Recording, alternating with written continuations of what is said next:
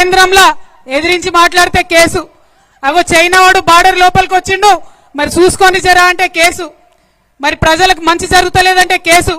ఇక రాష్ట్రం సంగతి అయితే చెప్పనే అవసరం లేదు. ముఖ్యమంత్రి పేరు మర్చిపోతే కేసు,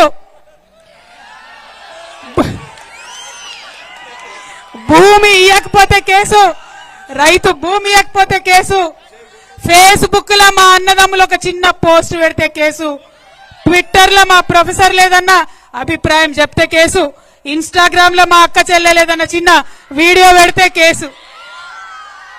అంటే గింత భయం ఎందుకు? నిజాన్ని ఫేస్ చేయలేరా? మేం లేమా 10 ఏళ్ళ అధికారంలో? ప్రజలు మమ్మల్ని అనలేదా మాటలు? భరించినాం.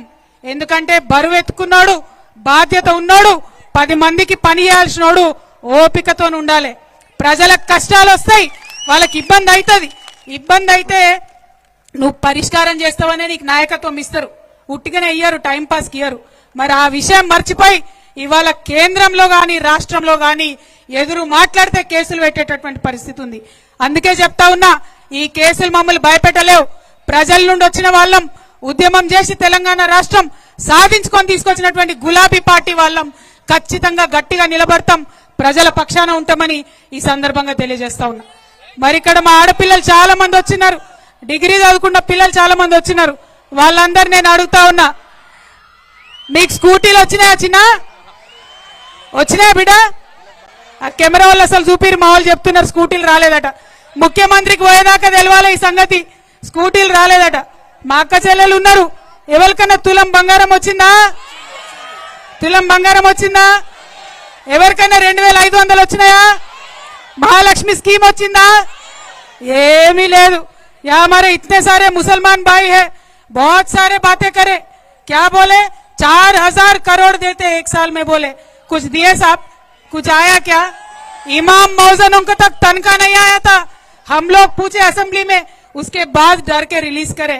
लेकिन आज तक जो मुसलमान स्टूडेंट को क्या बोले, 10वीं पास हो गए तो 25,000, इंटरमीडिएट पास हो गए तो 50,000, डिग्री पास है तो 1 लाख, उनके मर्जी में जो आए बोले, एक भी आज तक उनका वादा पूरा नहीं हुआ. और खासकर हमारे मुसलमान भाई बहनों से मैं बोलना चाहती हूँ, क्या बोले थे कांग्रेस वाले, शादी मुबारक में स्पेशली मुसलमानों को 1,60,000 रुपये दूंगा, उसके साथ साथ 1 तोला सोना भी देते बोले. किसी को मिला क्या अम्मा? कहीं आया क्या किसी को? ఇప్పటిదాకా కూడా కేసీఆర్ పైసలే వస్తున్నాయి. గవే 2000 గవే కేసీఆర్ సార్ ఇచ్చిన పైసలే ఇప్పటిదాకా వస్తున్నాయి. బీరాల వారికి నానాడు మేము ఇస్తాం 4000, అధికారంలోకి రాగానే ఇస్తాం 4000 అన్నారు. వచ్చే నెలనే అధికారంలోకి ఎక్కినాక తెల్లారే ఇస్తామన్నారు. కానీ ఇంతవరకు 1 రూపాయి వచ్చింది లేదు. గదే కేసీఆర్ సార్ ఇచ్చిన 2000 ఇంకా కూడా ఇస్తున్నాడు.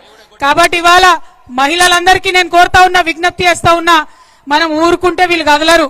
మనం అడగాలి, ఎక్కడికక్కడ అడగాలి. ఏమైనాయి మా మహాలక్ష్మి పైసలు, ఏమైంది మా తులం బంగారం, ఎక్కడున్నారని అడగాలి. కాంగ్రెస్ వాళ్ళు వస్తారు కదా గల్లీలకు మాట్లాడడానికి, నిలదీయండి వాళ్ళని, ఖచ్చితంగా అడగండి ఒకసారి. అడగకుంటే ఇచ్చేటటువంటి ప్రభుత్వం ఇది కాదు, అడగకుంటే ఇచ్చేటటువంటి ప్రభుత్వం ఇది కాదు.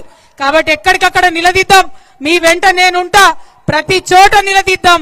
మా ఆడబిడ్డలకు రావాల్సిన డబ్బులేందని అడుగుదాం. ఇవాళ ఒక గుర్తుపెట్టుకోండి, ఈ సంవత్సర కాలంలో మనకు పెంచిన పెన్షన్ ఇచ్చుంటే 2000 బదులు 4000 ఇచ్చుంటే ఒక్కొక్క